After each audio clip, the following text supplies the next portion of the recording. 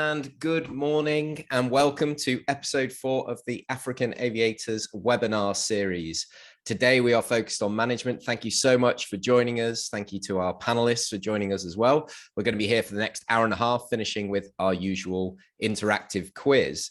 My name is John Howell. I am the CEO and founder of AviaDev Africa. We're a platform dedicated to developing air connectivity to, from, but most importantly, within Africa. And as usual, I am joined by my co-hosts today, and I'll introduce them very shortly.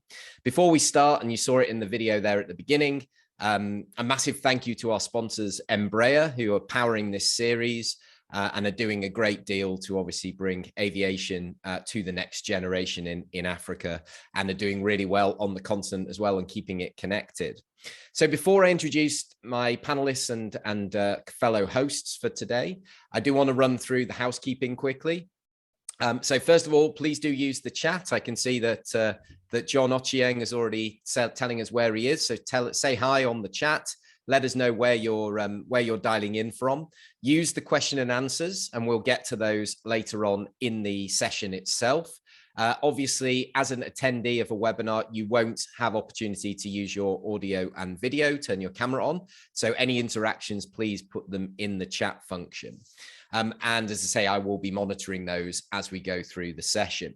Some of you are on Zoom, some are on Facebook. We are monitoring both platforms, so feel free, if you're watching this on the live stream on Facebook, to comment and ask your questions there. We're watching that too.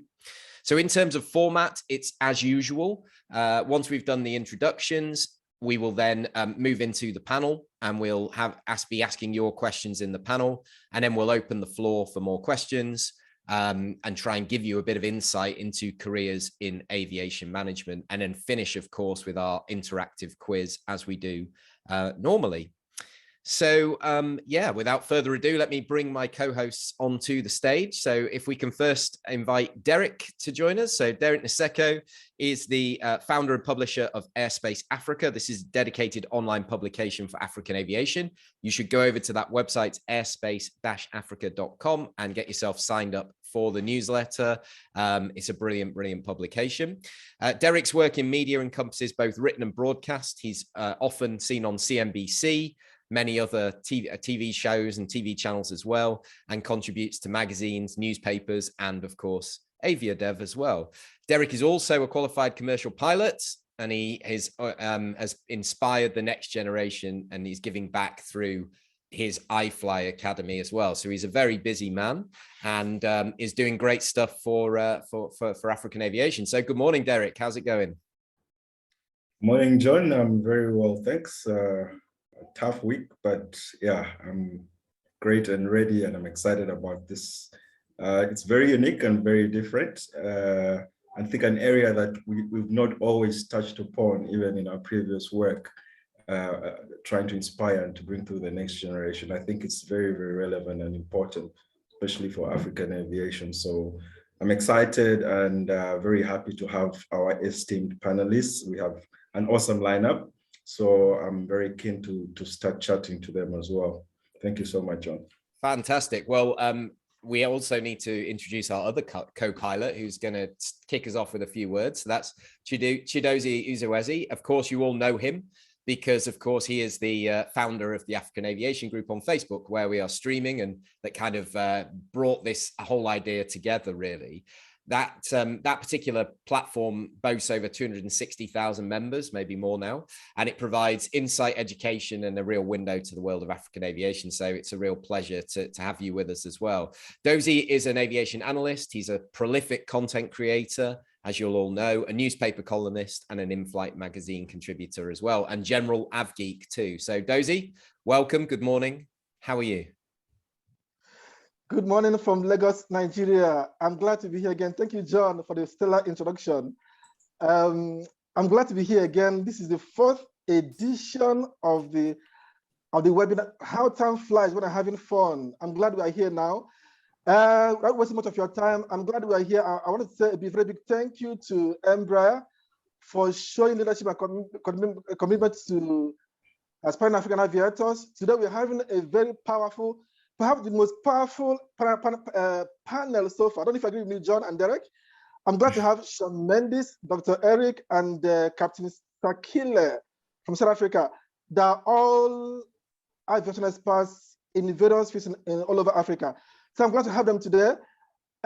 Before I hand over control to my co-pilot, Senior First Officer, Derek in South Africa, I would love to say a very big thank you to the captain on this flight today, who is John Howell in Faraway, UK. I'm your Junior First Officer. Perhaps by this time next year, we'll have got a Senior First Officer, and I'll be calling the shots in the cockpit. That's by the way. Anyway, so something historically, this webinar series have been going to look at forming, educating, and inspiring, and even mentoring aspiring African aviators from all over the world. But today we decided to tweak things a little bit, just to move things around a little bit. Today we are going to, while we try to inform and inspire and educate and mentor aspiring African aviators, we want to take a look at the aviation industry in general, especially with respect to airlines, with respect to leadership and management. Because you'll agree with me, if there are no airlines, then there'll be no aviation managers anywhere. You are supposed to go an aviation manager expert because there are robust airlines. If you don't have robust airlines in Africa, then there's nothing to be managed. That's why we decided to take a look at the industry in Africa in general, and take a look at African airlines with respect to their leadership, structure, and management. Having said that, I would like to hand over the controls to co-pilot Derek in South Africa to introduce two of the guests, and then he comes back to me with, and I go ahead and to do one of the guests, and then we'll get over from there. Hi, Derek, you have controls now. Control, Josie, thank you so much for that intro. And yeah, I'm very excited to introduce our panelists, and I think I'll just ask that they put on their cameras now. I think in the spirit of ladies first, as we always do, I'll start with the lady on the panel, who is such an inspiration, and for me, she is an inspiration as well. Sakhile Reiling. She is a Zimbabwean-born pilot living in Botswana. She was the first female pilot in Botswana and the very first woman to serve as the general manager of Air Botswana. In 1988, Sakhile became the first female pilot in Botswana, working for Air Botswana. She has served as a board member for the Civil Aviation Authority of Botswana and is the CEO of Saxon Wings Consulting, who provide compliance solutions, including the production of operational manuals and training. So currently, Sakhile is serving as an interim executive in charge of operations at South African Airways. Clearly a very important person, and we are honored to have you here today, Sakhile. How are you doing? Yes, good morning, everybody. Thank you so much for that amazing introduction. I'm very excited to be here. And as we discussed a little bit earlier, all the topics that we're going to be talking about today are things that I feel very passionate about. And it's an amazing opportunity for me to be part of this in such an amazing discussion, and to add, of course, I hope to learn a lot from everybody as well. Thank you.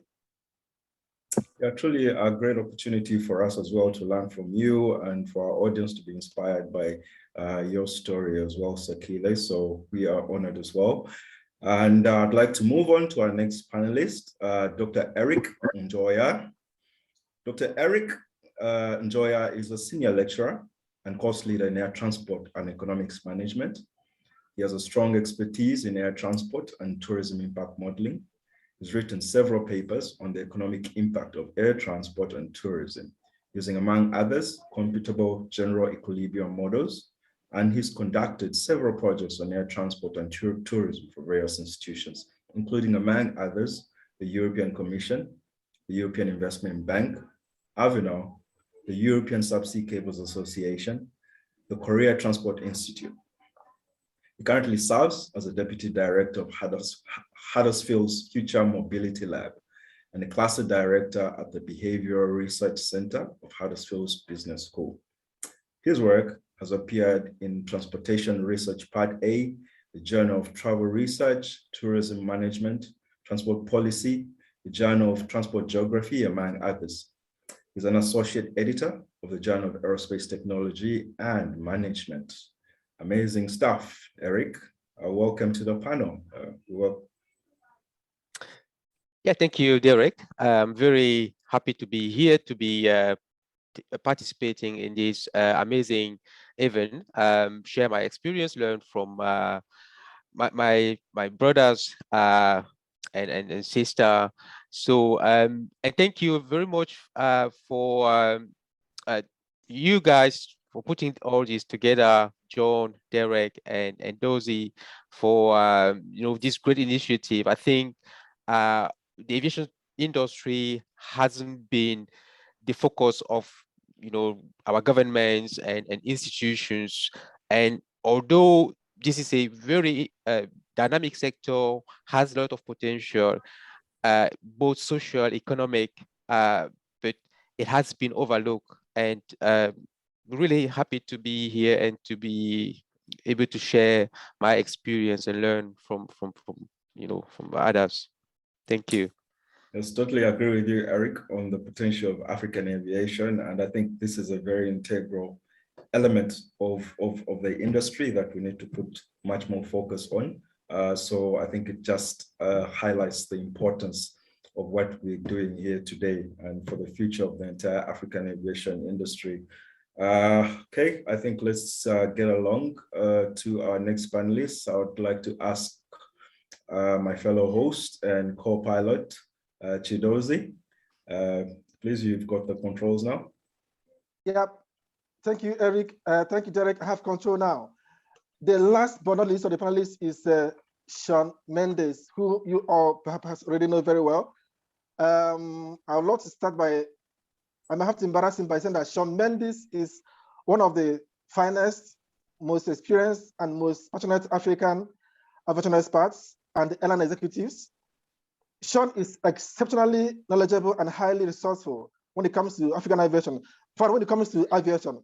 As a matter of fact, Sean is an aviation encyclopedia and a delight to listen to. So he goes on and talks and talks and talks. So if you ever want to talk to somebody about aviation, Sean is the person you have to go to. He can talk and talk and talk and make you forget your sorrows.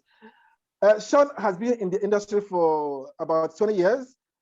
From 2005 and 2010, Sean was part of the launch management team for Ghana International Airlines. Perhaps in the course of this webinar, we'll be asking him what happened to Ghana International Airlines. But that's by the way. In 2013, Sean moved to Somalia to manage Mogadishu's Aden Abdul International Airport for SK International Group under contract from the Somalia federal government. During 2014 and 2018, Sean helped launch multiple aviation business lines for SKA, including a jet fuel terminal in the UAE and a cargo airline based in Uganda. In 2018, Sean Mendis returned to Ghana as the Chief Operating Officer of Africa World Airlines, resuming a role he had previously held from 2010 to 2012 during the airline startup. In fact, Sean co-wrote, fundraised, and implemented the $50 million business plan for Africa World Airlines in partnership with Hainan Airlines of China. Sean joins us from Malawi. Hello, good morning, John. Sean, how are you doing today? Good morning, everybody. It's wonderful to be here today, although it's extremely hot as we enter into the heart of summer here in Malawi. So if you see me wiping sweat off my face, please forgive me. Perhaps you come to Nigeria for some winter experience.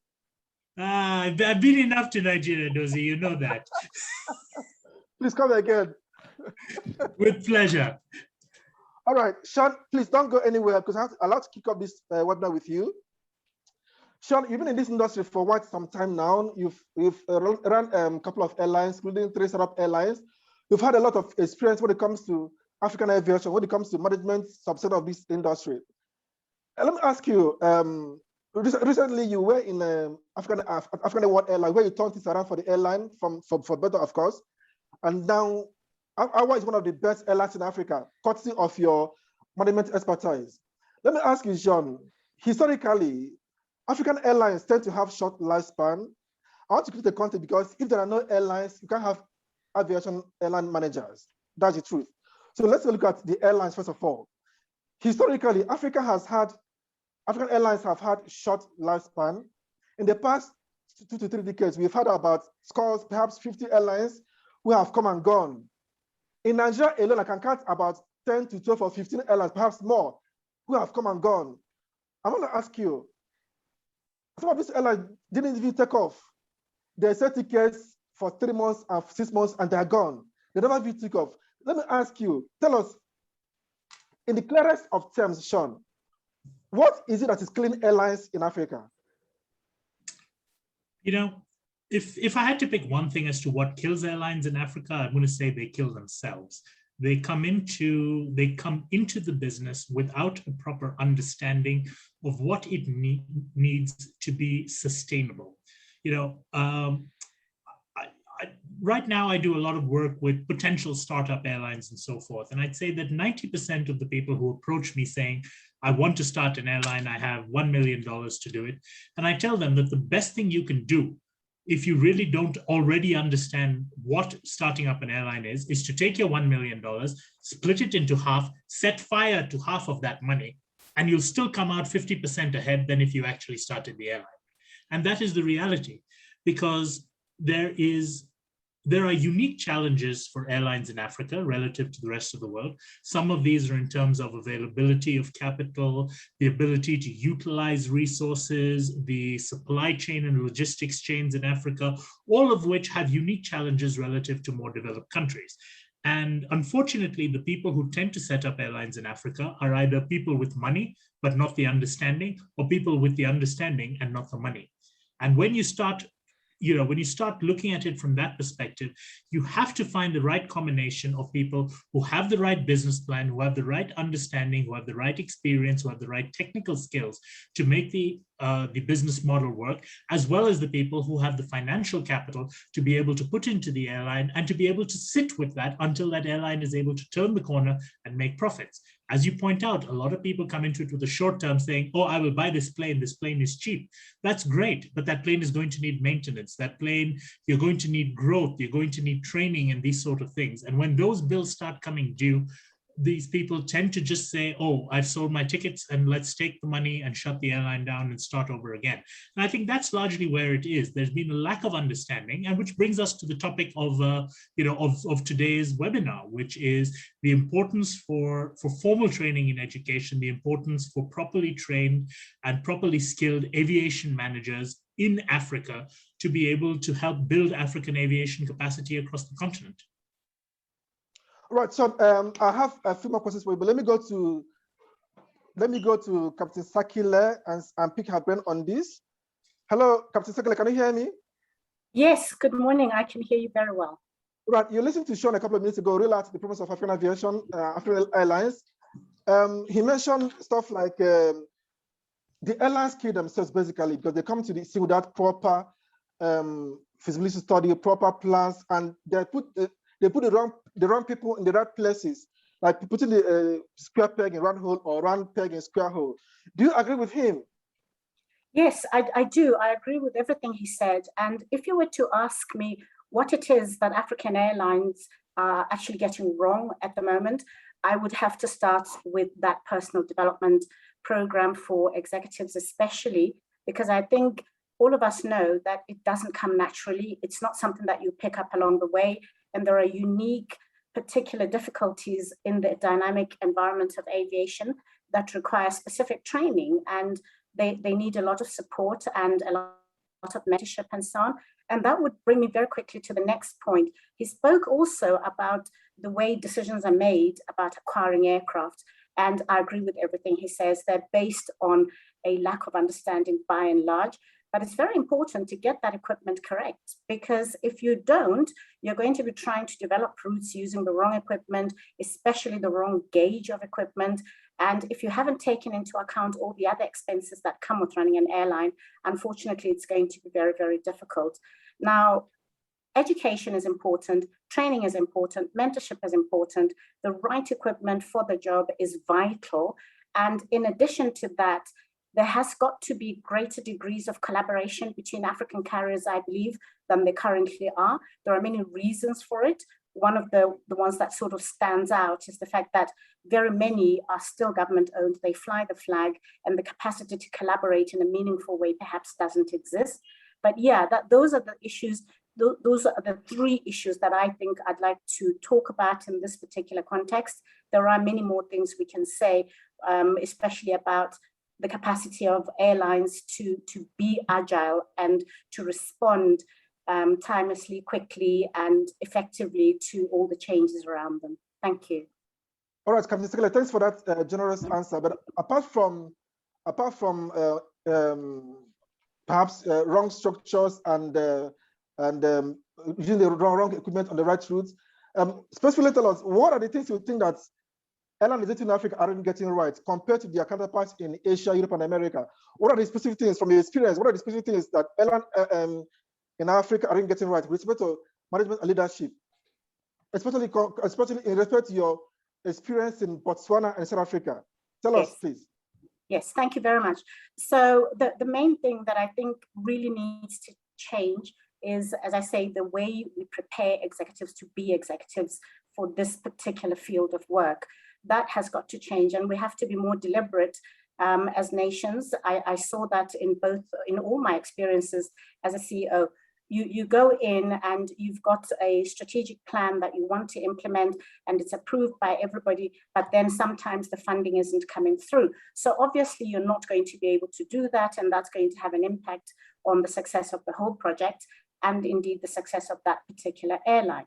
Now, if you yourself as an executive are well educated and able to actually grapple with the issues, you will still need the right business plans and the right strategic plans in order to implement effective route development, route management, customer service, those logistic chains, safety management systems, and within a compliant environment as well. Remember that aviation is actually very, very strongly regulated. All of us have to comply with quite a lot.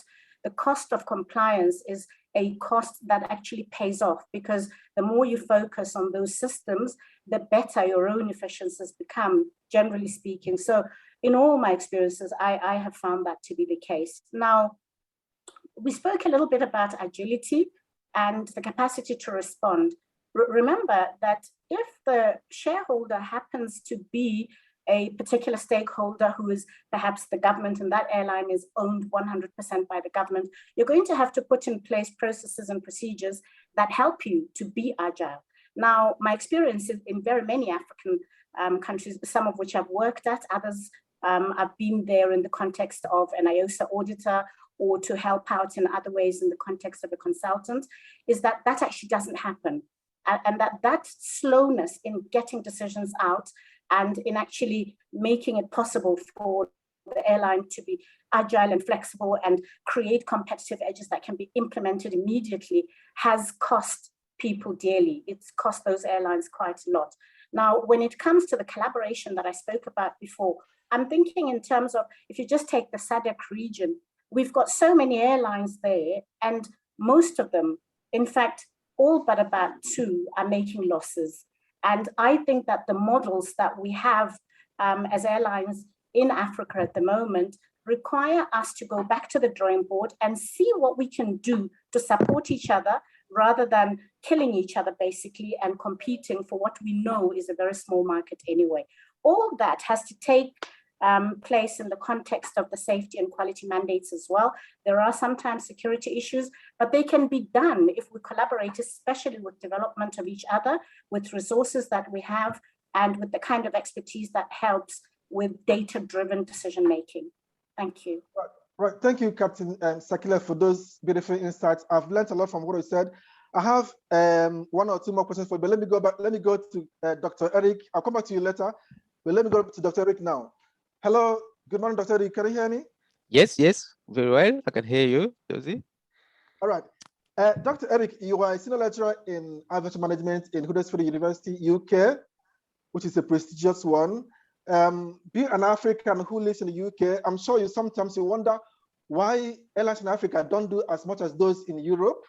I'm sure you fly the British Airways, Ryanair, EasyJet, Virgin Atlantic, and you wonder, why can't we get it right as much as these people do in Europe? And now, when you listen to Sakhile, she said there are things we don't get right in Africa, including right business plan, customer service, safety management, agility and flexibility, business model, and lack of support. We don't have lack of support in Africa. And you can't trace any of these back to the crew, perhaps the pilots, cabin crew engineers. No, you can trace all of these back to the management, and the management, the executive, and all of that. Do you understand? So yes, I fully agree. Yeah, I'm going to ask you, Dr. Rick. Do you think that the ineffective aviation management we inherit in Africa is a function of inadequate training? Yes, I do. Maybe before answering this, I just very quickly say that I agree with everything that has been said so far by Sean and Sakhile. So, Sean mentioned this millionaire wanting to invest. I think there's a quote by the CEO Virgin Airlines, Richard Branson. He says, if you want to be a millionaire, start with $1 billion and invest in an airline, and soon enough you will be a millionaire. So and Sakhile mentioned the business plan and all this government support, or even the ownership of the aviation infrastructure, airport, airlines by the government. Well, the first issue really, when you want to launch a new product, even here in the university, we can't launch a new course without a proper market research. You need to understand the market. You need to understand, the competition. So who are your competitors? What is the potential? So, but most of the time, in Africa, people just go and have money. So let's set up a new airline without proper market research. We see this happening also in airport development, building new airport without proper research about feasibility, but also forecast, demand forecast, etc. Where will demand come from? So yes, there's a problem of training. So if you look across most studies done by various institutions, IATA, Economic Forum, World Economic Forum, what they say is that, so for example, in 2017, the World Economic Forum published a report on the future of jobs and skill in Africa, and they revealed that employers in across the region identified inadequately skilled workforces as major constraints to their businesses. So most of the time, what we've seen in Africa in the aviation sector is that the focus has been on infrastructure, so building new airport, acquiring new aircraft, but not really investing in people, in capital, human capital. And this is the major, one of the key issue, really. Even if you look across the literature, and that trying to understand why is the aviation industry in Africa not working, there are various issues such as the governance structure, which I will come back to later on, but and also the the environment as a whole and the cost of operating costs. But one of the key issues is really poor or lack of management. Yeah? So we need, and maybe I will discuss this further when when we further on in down the road. But we have the capacity in Africa to do this, but this is not happening, I think, because of the governance structure of most airline and airport in Africa. All right, Dr. Eric, thank you. I have a follow-up question.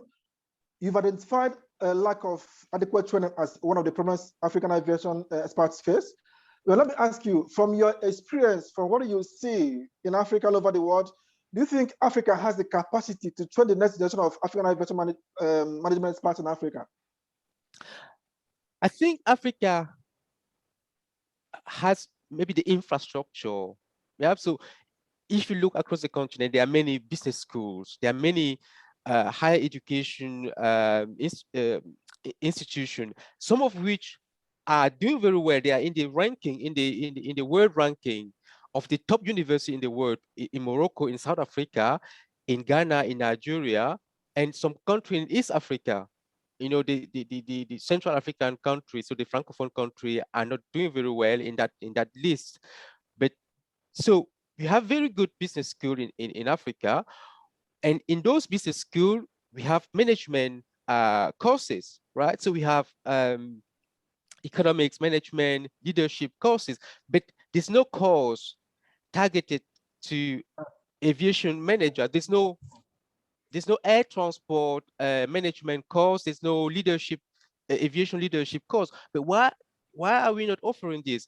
So I think the infrastructure is there in terms of capacity to provide this, but maybe the human resource, the lecturer and the professor.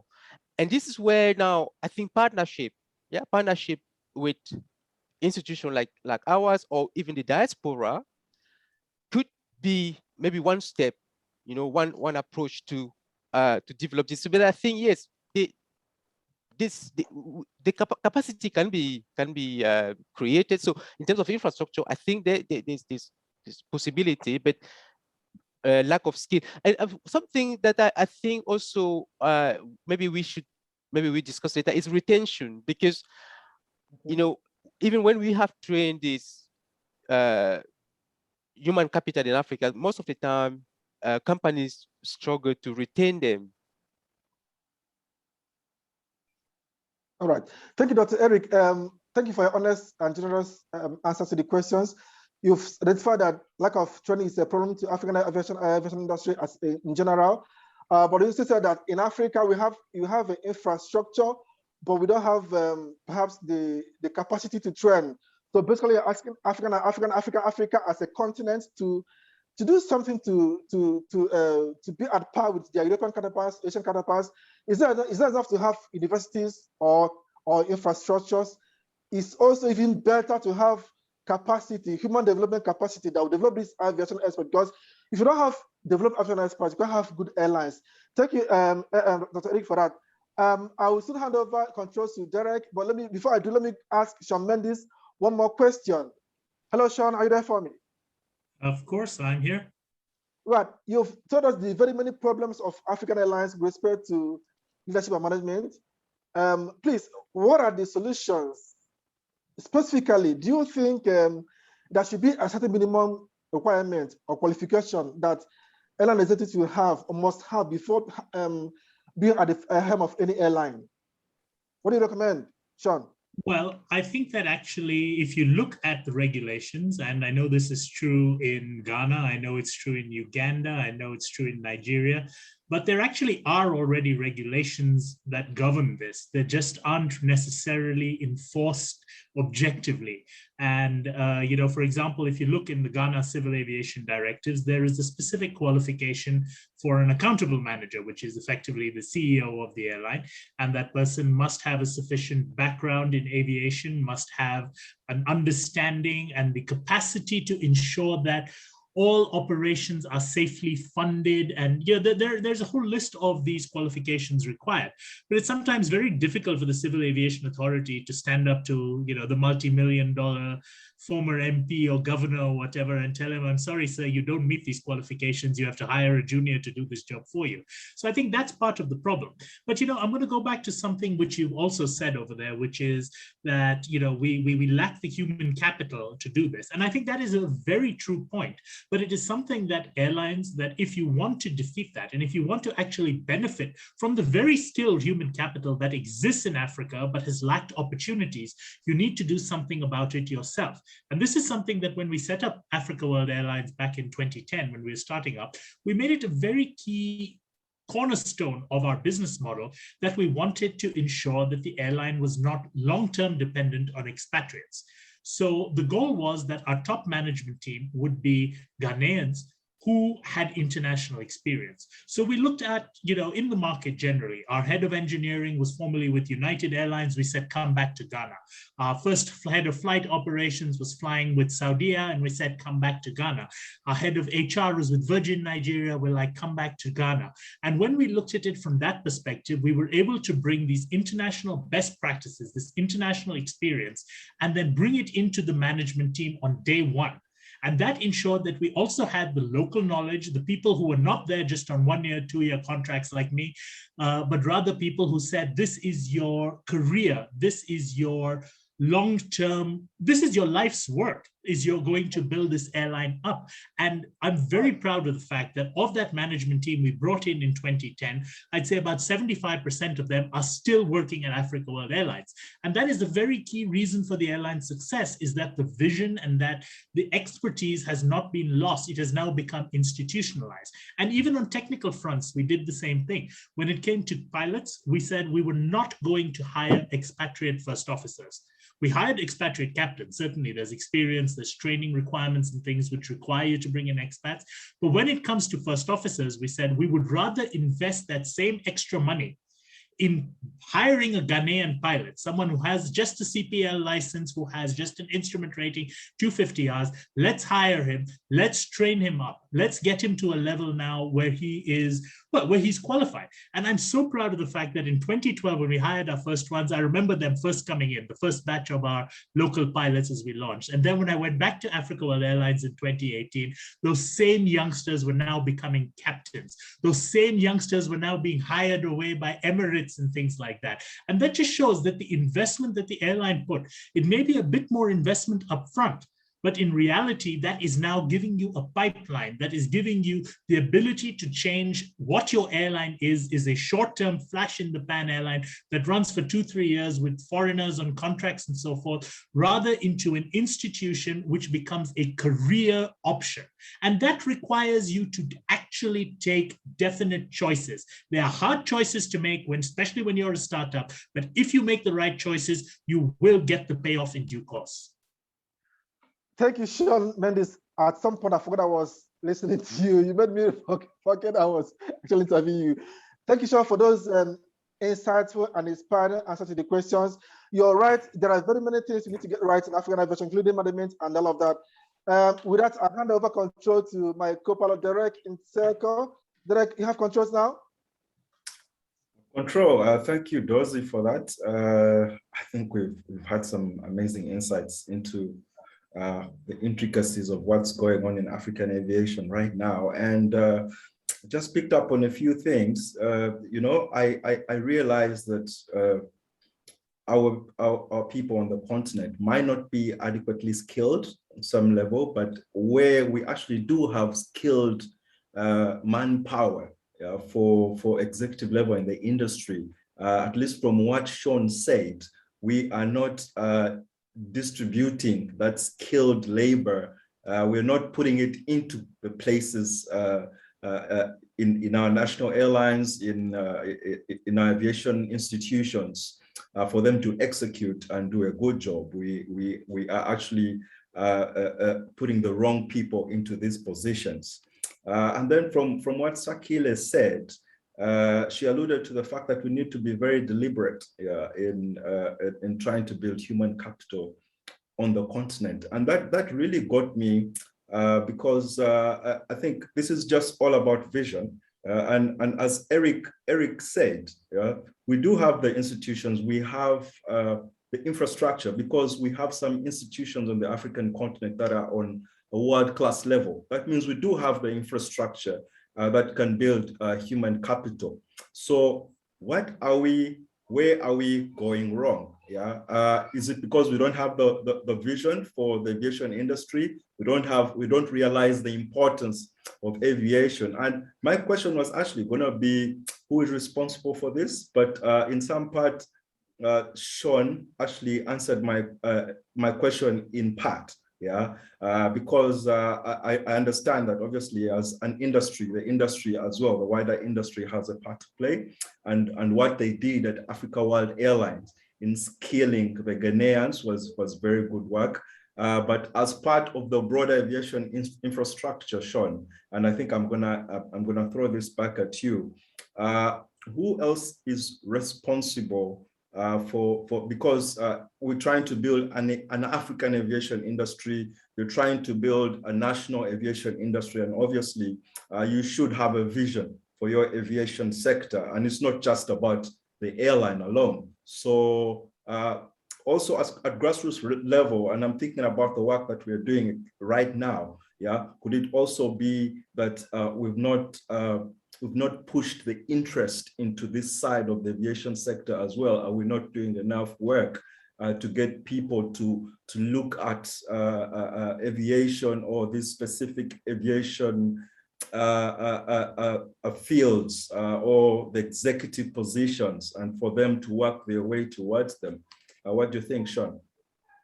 I think there are two parts to your question here, and I'll address the first part first, which is who actually has the responsibility to solve what we see as a deficit right now. And the simple answer to that is the people who are going to benefit are the people who really need to take responsibility. That means that if an airline really wants to take advantage of having a localized workforce, of having locally developed young talent and so forth, they have to be able to provide a proper pathway for it. Now, that doesn't necessarily mean it's going to be 100% sponsorship. They need to work hand in hand with the people. It could be part sponsorship, it could be loans to obtain licenses, then guaranteed of jobs behind that, and so forth. So I think it's a two-way street. I think the youngsters who are interested in pursuing a career need to come to the table with some skin in the game. And I think that the employers who are going to benefit from their qualifications also then have to be able to make it easier to facilitate. And that could be said financially, it could be for job opportunities, it could be something as simple as visa sponsorship. I mean, a young teenage African looking to get a visa to go and do a course in the EU or the US is going to struggle for a visa. But if you put in an airline sponsorship letter behind that, suddenly the doors begin to open. So there's a lot of things that people can work collaboratively for. And I think it's the people, it's the entities that are going to benefit that really need to take the thing and should stop sitting back and waiting and saying, the government is not doing it, the government's not doing that. Governments are inherently inefficient in everything they do. So waiting for governments to come and solve your problem means you're going to be waiting a long time. Now, the second part as to what we can do to really drum up interest in the field. And I'm going to take a bit of exception to that because I think we're very lucky that the aviation field is something where there is a natural interest and curiosity for pretty much all young people. I have yet to see a single youngster, male, female, whatever age, who sees a plane and doesn't get excited by it. And they could be 2 years old, they could be 5 years old, they could be a teenager. I mean, I know my 4-year-old nephew, whenever he drops me at the airport, we have to spend 15 minutes standing at the fence and just looking at those 2 broken down aircraft sitting on the field in Blantyre, but he just wants to see them because it's a plane. And that interest is naturally there because flight is just an exciting thing.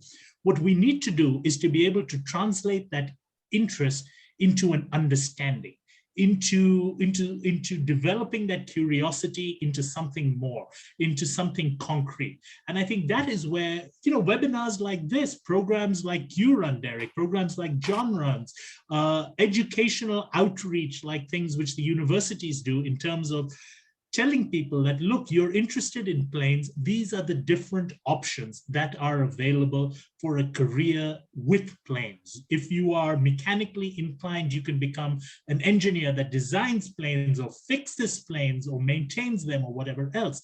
If you are more economically minded, you've got a career in management that can work. If your love is just to be flying them, you can become pilots.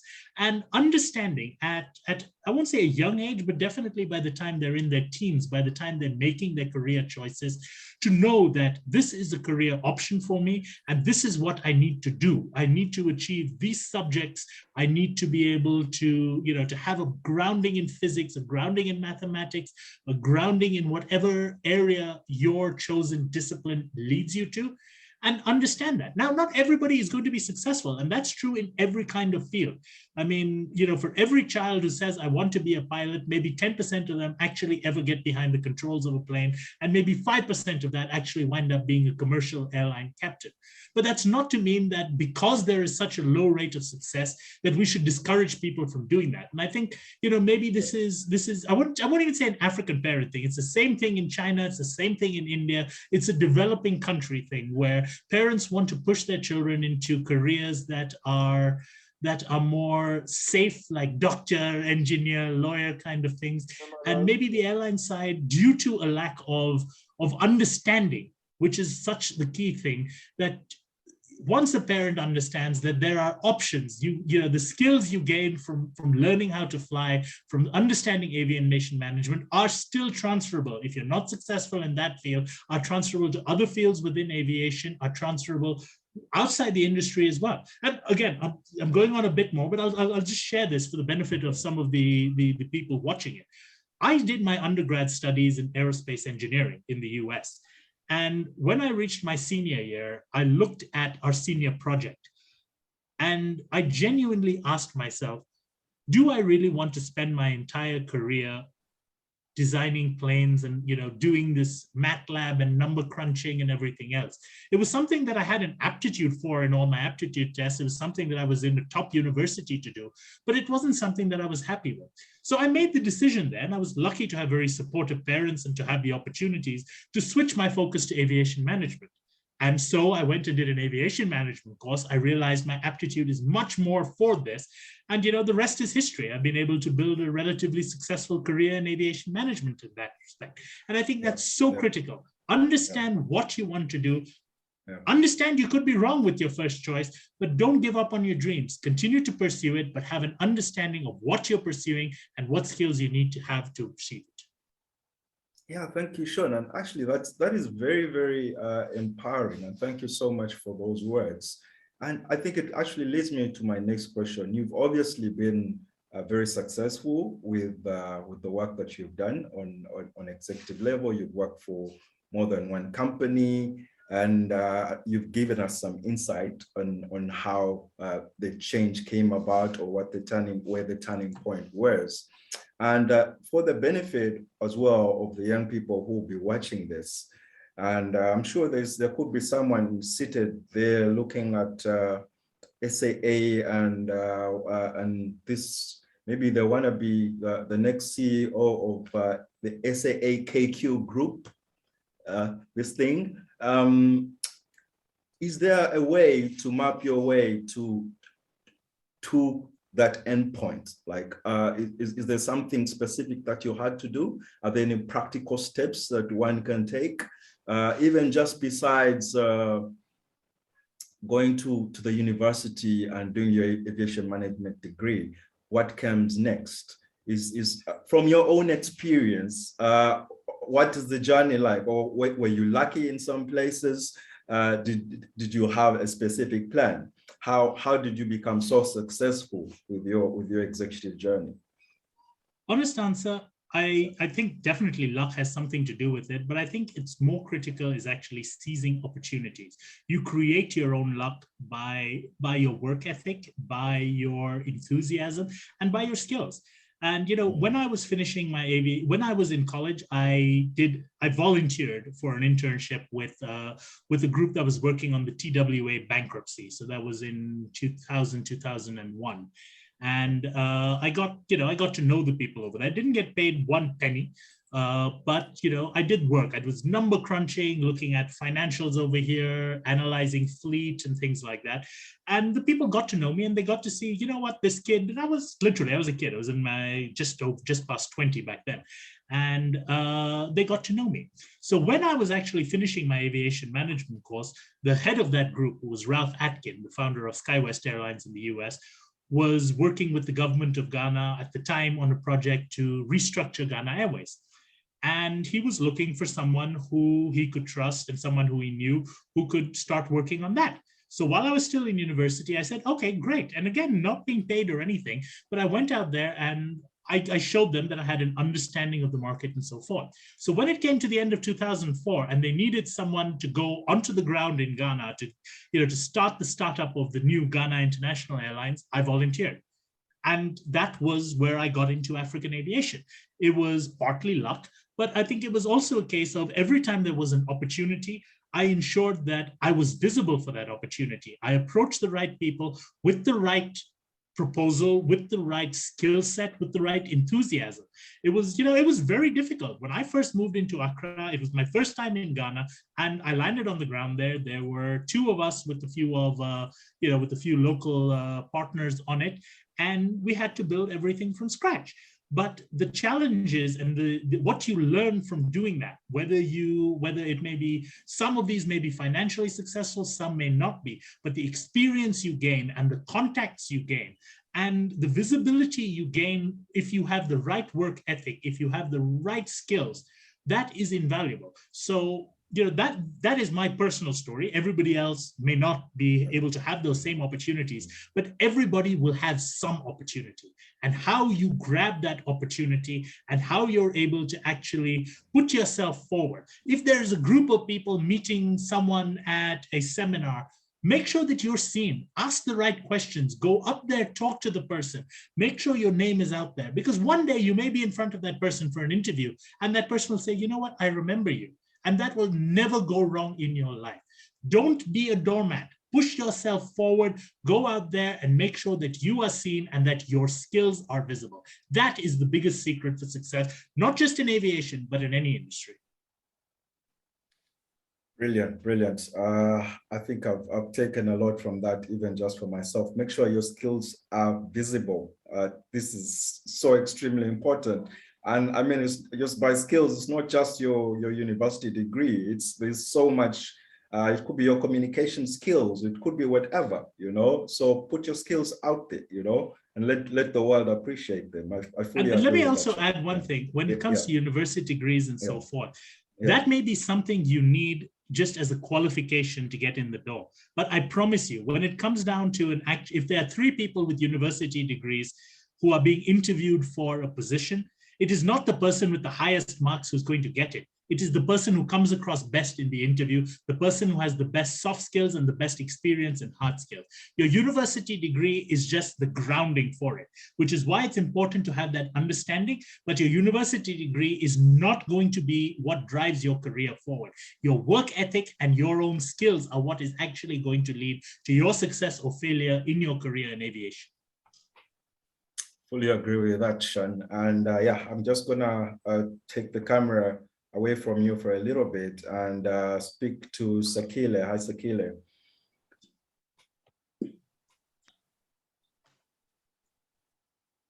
Yes, Sakhile, obviously you were previously a pilot before your current interim position at South African Airways. And I find it very, very interesting. I think I've had these conversations a few times where we talk about pilots, and there's a lot of pilots who have transitioned into executive positions on the African continent, even some COOs, some people who have become CEOs over the past few years and in history.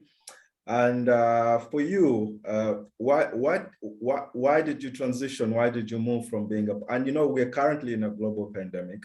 And I can imagine that there's a lot of pilots who are sitting at home and considering what their options are in life. And perhaps even some of them already see themselves as more than just pilots, and perhaps even aspiring for greater things, or what I believe would be greater things in higher executive positions. Tell me how is the departure from being a pilot to getting into an executive position? Would one need to go back to the university? And for example, if I was the chief pilot at Airline A and I want to be the chief operations officer, is that an easy transition to make?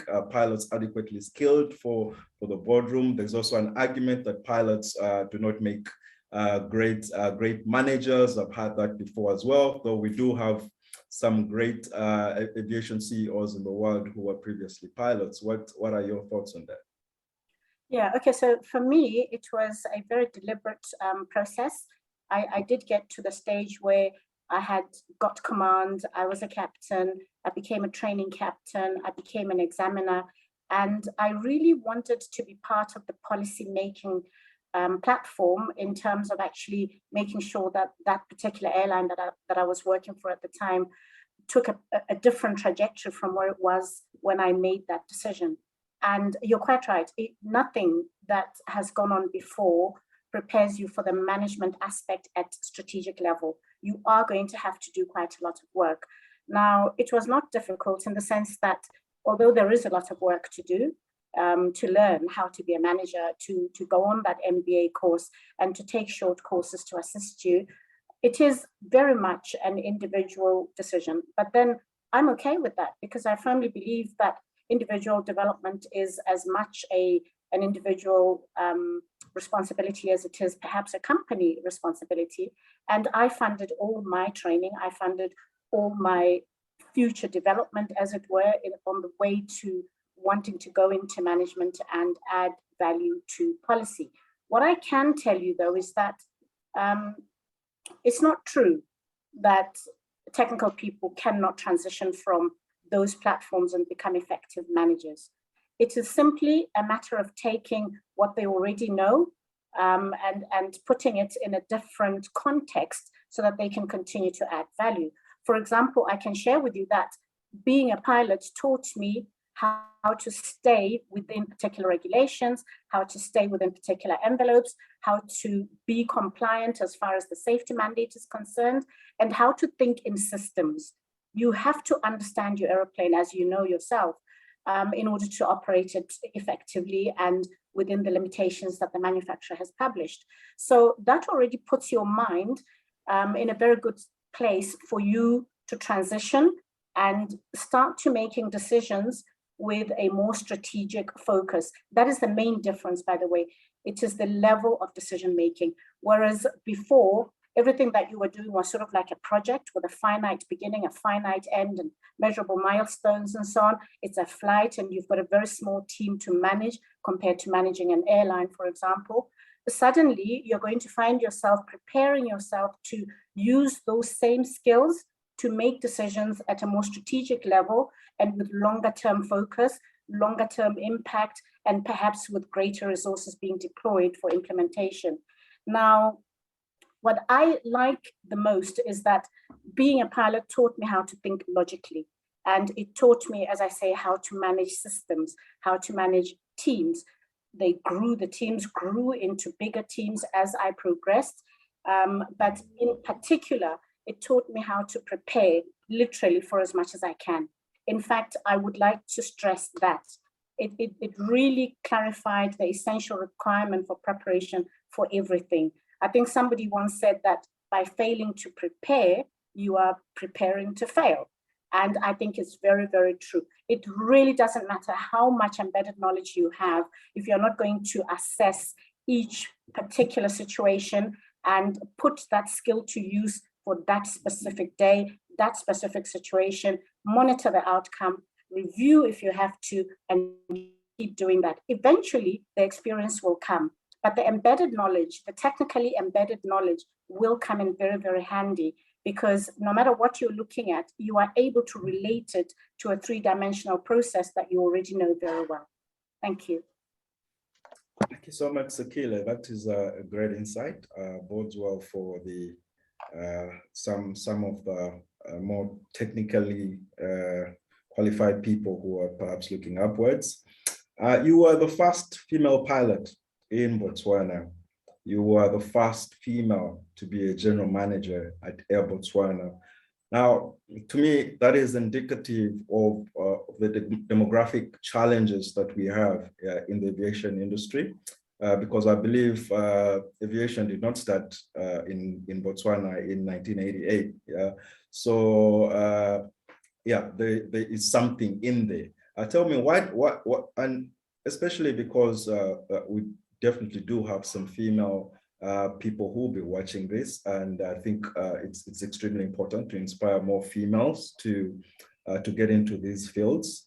What have been your challenges as a female coming through the ranks, whether as a pilot, now as an executive? What have been your challenges, and how have you navigated your way as a female in a male-dominated world? Yeah, thank you for that question. It is actually relevant because no matter how much progress we've made as a world, in fact, we continue to lag behind when it comes to any kind of technical qualification skills, and the aviation industry is no different. All aspects of it really do require some growth in that regard. So one of the challenges I would like to talk about relates to societal expectations and beliefs about what women should be doing and what their leadership abilities should be. Now, there are very many management principles that I put to good use, for example, to create the correct authority gradient wherever I go, and to build a team that starts to see that as a woman, it doesn't really matter. If you've got the skill, if you've got the intelligence, you've got the qualifications, you've got the experience, and you are able to lead them, you will be able to set objectives that they can work towards, and you will be able to measure that. And it will be very obvious when people choose to challenge that. Those societal expectations relate to the workplace naturally. That's what we're talking about here. But in fact, it is throughout society, in the sense that even when you've got a day off and you're out doing your shopping, you will have people greeting you by your profession as if you are wrong to be in that profession. Now, obviously, you'll need a support system, and you'll need your family to understand that for you, it's a passion. You want to add value in that way, you want to contribute, and you want to continue to do that and not be cast into a particular pigeonhole simply because you are female. Now, what sometimes tends to happen, and this is quite important, because what I've done is I've made myself available as a mentor for people entering the aviation industry, especially if they happen to be female. And very many times I have to drag them away from those stereotypes and from them trying to fit into those stereotypes. For example, some managers still climbing the ladder go into the nurturing role and become a mother to everybody. That's not what you're there for, and it's not going to work. That doesn't mean you have to be nasty or any other, relation to everybody. But what it does mean is that you always need to be very, very clear about what your role is, why you're doing it, what you want out of it. You measure your objectives and the kind of feedback you give. Your behavior is, of course, very, very important. Now, I would think that there are some very high stress levels, and there's a lot of anxiety in these aviation industries. Air traffic controllers do not have it easy. Engineers do not have it easy. And I think there are particular challenges that all women will face in technical fields simply because they are women. And it is for that reason that I've made myself available, so that I can provide the kind of mentoring and support, even if it's just emotional support, that I never had at the time, and that I think everybody would benefit from without feeling that they have to pay extra professionals, but simply by benefiting from what other people that have gone on before have gone through, what they have seen, how they have coped, and what they've learned, and maybe prevent them from making some of the massive mistakes that we made when we were on that journey. The lack of mentoring and career development opportunities makes it difficult for everybody, but in particular for the female aviator. And therefore, I think as we go through our lives as aviators, and you embark on your courses, you develop yourself in particular ways, it's very, very important to remember that actually we need to balance what we've identified as a panel, the lack of skills and how you push yourself forward, how you become visible, how you become effective, and all that, but also how you actually help to transform the gender disparity within our industry. Thank you. Thank you. You've touched on some very important points. I agree with you on mentorship as well. And it's really great to have you here as well, because I recognize the importance as well of visible role models, and it's important for young girls and for women to see people like you in the positions that you're in. I think it's part of the process of just planting the seed and making believe. Thank you so much for that. And before I hand over to my co-pilot, I would like to just dash over to Eric. I've been seeing a few comments pop up here and there, and there's a lot of people who have been asking about courses. And I did some research a while back, and I realized that we do not have a lot of institutions that are offering aviation management in Africa. As I wanted to do a course myself at some point. and a lot of people are wondering where they can go to, or what specific courses that they can do. Yeah, is there any specific advice that you can give, especially from an African point of view? Are you aware of institutions that are providing these courses, or what specific courses that are existing on the continent that can drive people towards aviation management?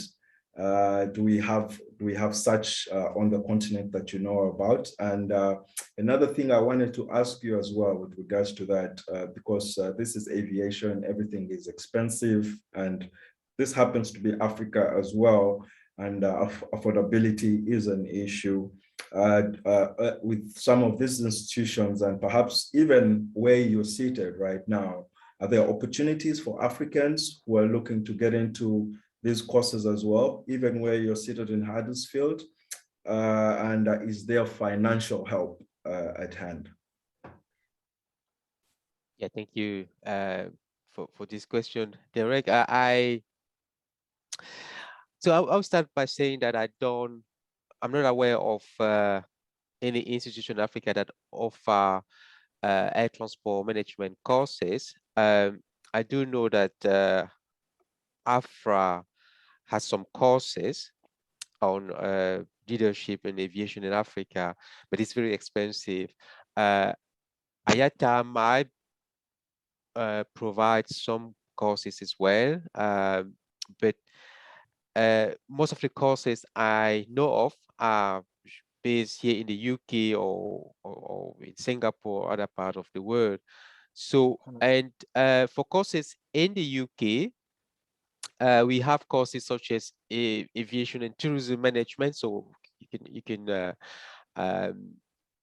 apply for a master degree, so you can complete a course, MSc, so Master of Science course in aviation and tourism management, international business with aviation management, or various courses, airport management, airport planning and management, air transport operation and management, or an executive MBA, or for experienced professional working to progress to higher leadership and management roles. So you can have a MBA, executive MBA, aviation. So in terms of requirement, so if you are in, let's say you would like to join an aviation management course, this course is usually suitable for students with a degree in aeronautical engineering, in economics, in business studies, geography, or even if they don't have this degree, if they can demonstrate experience in the air transport industry, they might be able to join the course. So usually what we will require is a bachelor degree, first or upper second class.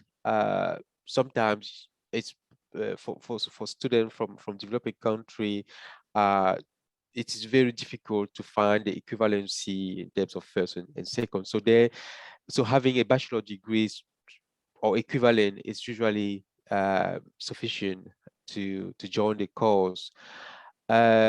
So now, in terms of fundings or sponsorship, so I don't know of any of a sponsorship or scholarship really for aviation studies. I know of some sources of scholarship.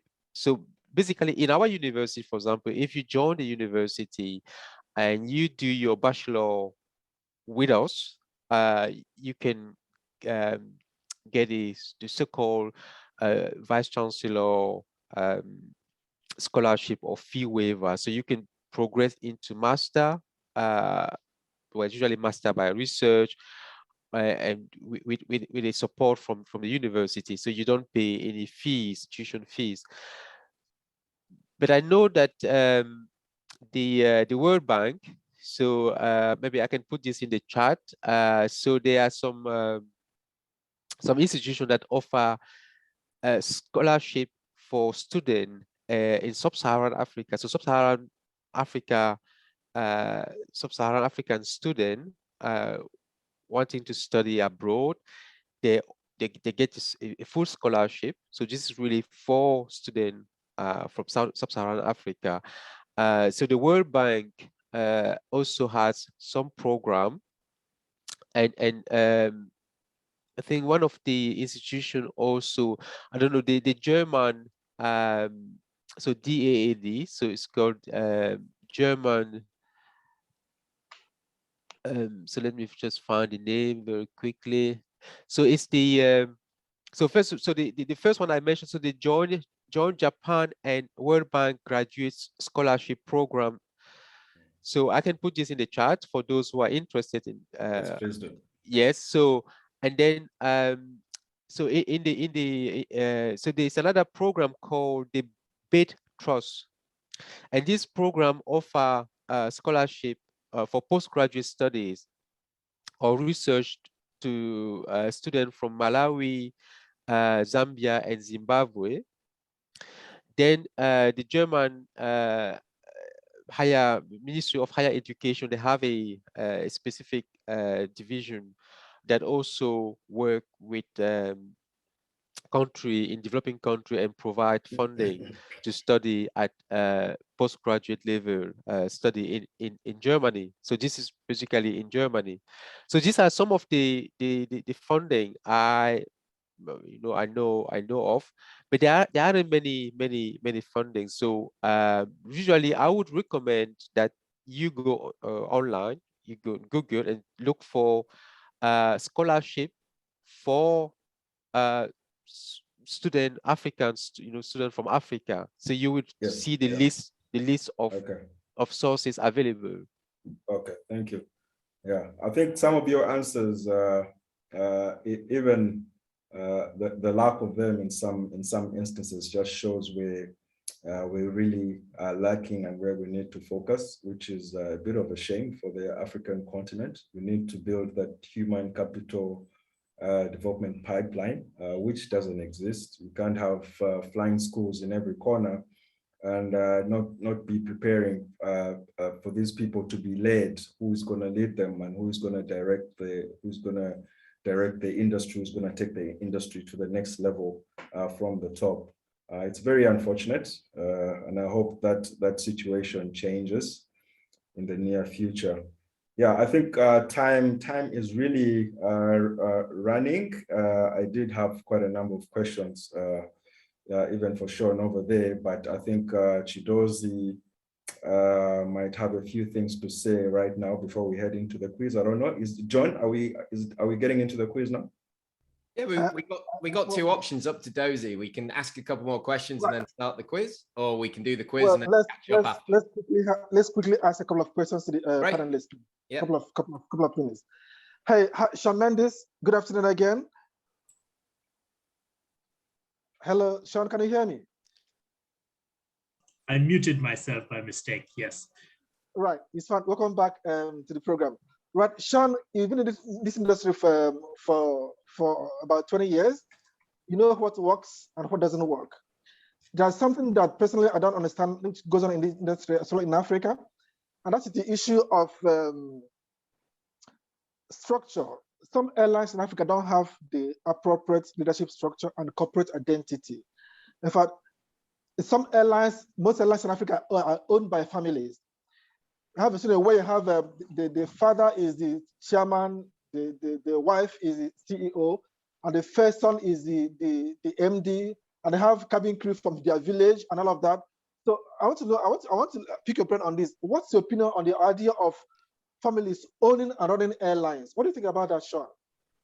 Is it a problem? I don't think it's unique. I don't think it's unique to the airline industry. I think any family-owned business which simply relies upon the family, not just to provide the corporate guidance, but rather to do day-to-day management, is eventually going to fail, because families have some smart people, but also have some bunch of idiots. And unfortunately, the idiots will rise to the top at some point of time, at which point they will squander their family's money away.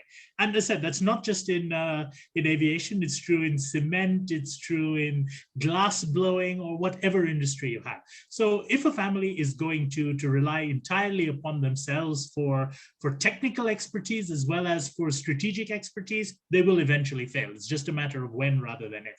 But that doesn't mean that family-owned businesses themselves are going to fail, because I think there are a lot of family-owned businesses around the world which use their family expertise to set the strategic guidance, to handle the financials and so forth, but at the same time hire the best and brightest technical managers out there to do their jobs. And you point out families. I think national airlines are just in a very similar situation. While it may not be families, they are at the same time providing the political patronage to the people of the right tribes, to people of the right political parties and so forth, and putting people in roles for which they may not be optimally qualified. And yes, that is a problem, not just in aviation, but in every industry. But in aviation, putting the wrong person in the wrong role, putting an unqualified or untrained person in the wrong role, can have really long-reaching and potentially fatal consequences, literally and figuratively. So optimally, aviation should run by a bunch of technocrats. In practicality, we know where the money comes from, and unfortunately, money always comes with strings. So essentially, what I said is that it's not very bad. It's not too bad to have an aviation, an airline being owned by a family, but the important thing to have the right people in the right places, right? Is that what I'm saying? Absolutely. And I mean, look, if you look at certain places and look at Ryanair, for example. When Ryanair started off, it was a family-owned airline. The reason it grew was because Ryanair looked at I'd say a genius manager in Michael O'Leary, who wasn't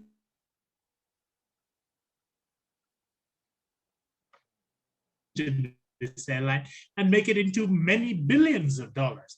And certainly they gave him a cut of share options and everything else and said, come on, let's run this airline.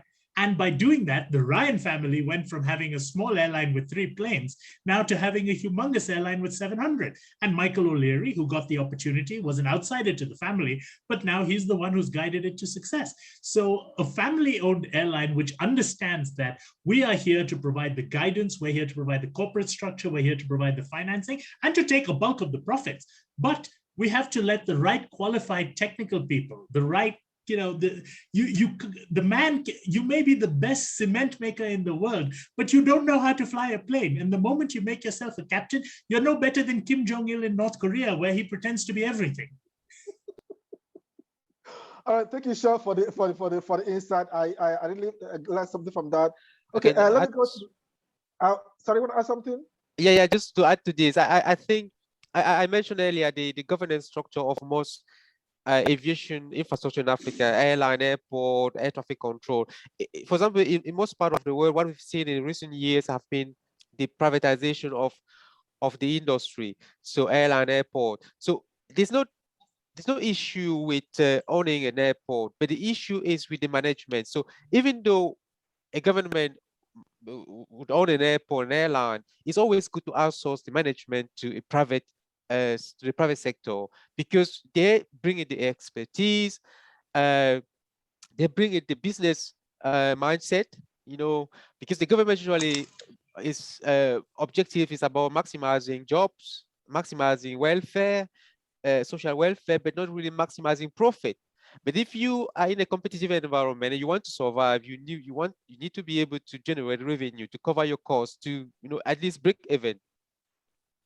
Yeah, and you know what, Eric, I'm actually going to, people know my views about national airlines are pretty clear all over Africa, but I'm actually going to say something on that front as well, that yes, there is sometimes a need for governments to engage in these socially beneficial projects, and in the short term, at least, ensure that the social benefits outweigh the financial ones. Someone has to take that first step to invest in, if nobody is willing to invest in building an airport, nobody is going to have the thousands of jobs that come about from running that airport and the associated services and so forth. And that is actually where governments have their role to play. Government's role is to create an enabling environment for their stakeholders. And that could be the community at large, it could be the business community, it could be jobs, it could be whatever else. But that is what governments need to focus on. But once you have that investment in the infrastructure, leave it to the people to run it. Leave it to the people to be more flexible.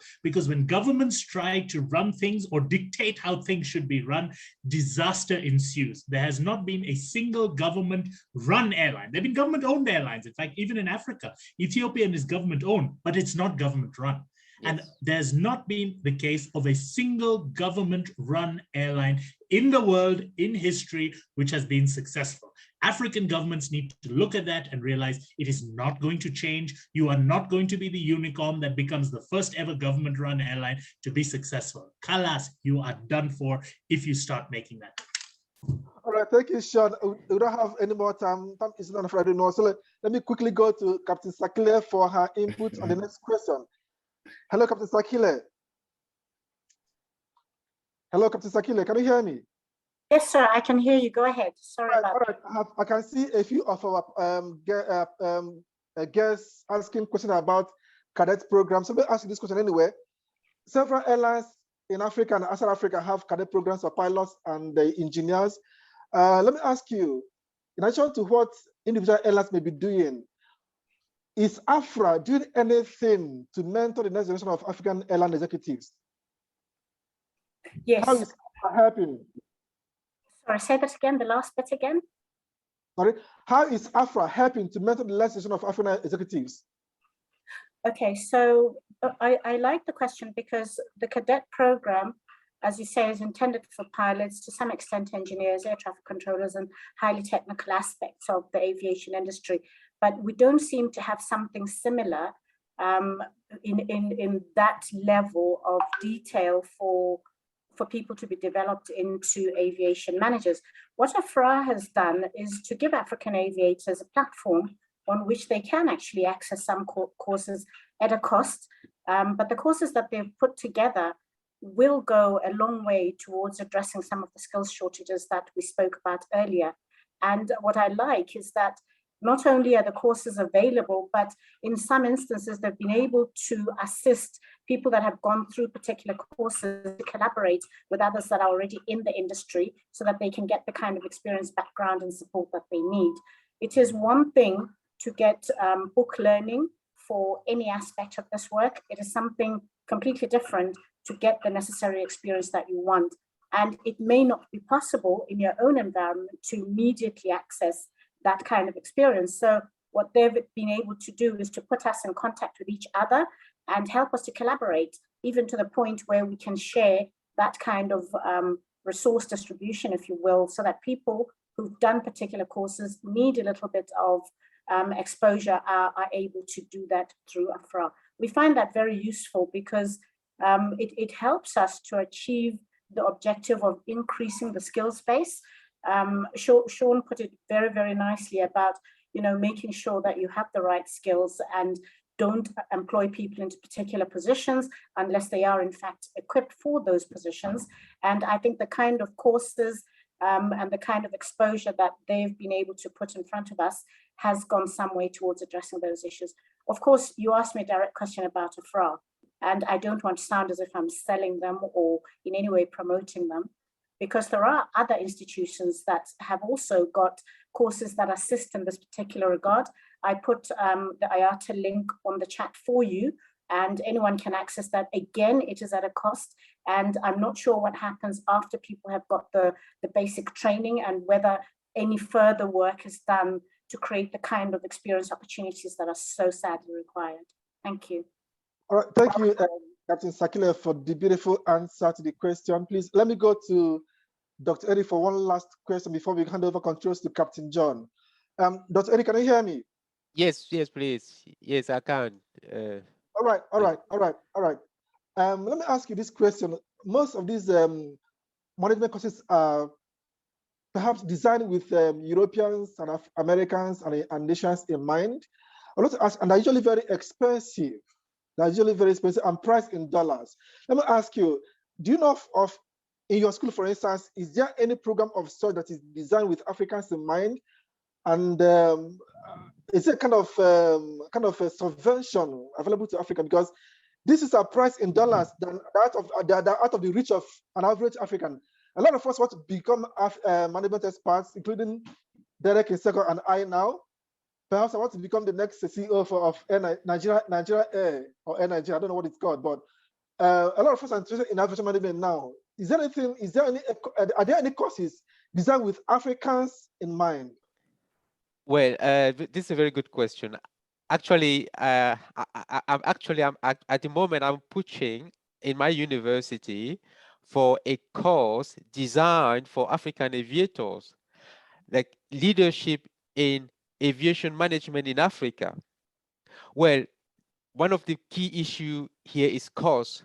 So the approach I am thinking, you know, is an online course designed for Africa. So really bringing in management leadership and aviation in Africa, delivered by Africans, so expert, you know, people on the ground, bringing in a guest lecturer from like people like me or other people in working on Aviation Africa, or people like you, to share their expertise, their knowledge. Really a course designed for African aviator and deliver either by my institution or in partnership with another institution in Africa. So this is the approach I'm thinking about, which will be delivered online, because one of the issue with studying in the UK is the cost. Even the cost of living in the UK is quite high. So if you have an online course delivered by an institution like ours, or even in partnership with another institution in Africa, or even endorsed by Embraer or I don't know, Afra or the World Bank with some sponsorship. So this is the concept I'm thinking about, like getting some institution to back up, like African Development Bank, the World Bank, Afra, Embraer, to design a course really on management, leadership, and aviation in Africa for African aviator with some sponsor government. This is, you know, one of the approach I think could help to close that gap. Or another thing I mentioned at the beginning was for African institution to develop, to bring in this aviation aspect in their management course or MBA courses, and then get some expert from abroad, could rely on diaspora, you know, or even to help develop those courses. This is something that Germany has done in other sectors in Africa. So really help the institution based in Africa to strengthen the capacity, so to build capacity in the upper levels, so management courses in Africa. So yeah, I mean, we don't have time to discuss this in detail. All right. Thank you, Dr. Eric. I'm glad you said what you said. I'm glad there's something in the pipeline for Africans by Africans. It's something like your idea, Eric. Something I'm looking forward to seeing. Please keep us posted. Let's be the first beneficiary of this course when they arrive on the scene. Before I hand over controls to Captain John, I would like to say a very big thank you to our panelists, Sean Mendis, Captain Sakhile, and Dr. Eric Njoya from the UK. It appears co-pilot wants to say something. Derek, want to say something? Back to you, John. No, yeah, I can only just say thanks as well to the panelists, and obviously, as always, to our sponsor Embraer for making this happen. This is extremely valuable insights, valuable advice, great content for the next generation, you know, and I hope we can have more of these, add more voices to what we've had today. Thank you so much to the panelists. This has been great. This is beautiful stuff. Thank you so much. Yeah, amazing. Yeah, just want to echo that. I mean, there's so many questions. We had so much commentary in the chat, and I know you guys were picking it up. Yeah. There's a lot more to say, but I can't even ask all my questions. It's a lot. There's a lot that we could perhaps we part two. Yeah, perhaps part two. Yeah, and maybe John will speak to Embraer about that. Yeah, exactly. Well, we've got, you know, so it's quite interesting you bring that up at this point. So we've got 2 more sessions to go. So as usual, Dozie will put it to a vote in the group. It's very democratic. The So we've had some questions about flight operations and dispatch. That's not for today, but that could be the next episode, and we'll work on that. So it's definitely up there, I think, as one of the topics we're going to discuss, and one of those things. But yeah, honestly, from my side, obviously I've worked a lot with all of the guys, all of the panelists here, and what they're doing for African aviation is fantastic. And that last message, Eric, about creating something, let us know how we can help with that. You know, because it's really important that Africa has its own thing, and it is really difficult. I mean, from my side, I was going to say you have quite a few African students, and I deal with that as well with some of the other universities. And the big question is, do they go back? Are they looking to come to study and then stay, or to go to another country, or do they actually want to go back? And that was where that story that Sean told us about what he did with Africa World Airlines, it's proved its success, because these people are still there. You may have had to pay a bit more to get them back. I know people, we did a session on Thursday with Kenya Airways, and the head of network planning and alliances, Martin, is a Kenyan, but he left, went and worked for Qatar Airways, cut his teeth, did really well, and he's come back and he's working for KQ, and, you know, is a qualified global professional doing that job. So people like that is what we need, because people want to come home and they want to give back to where they've been. So a massive thank you, big round of applause if we were in a room together.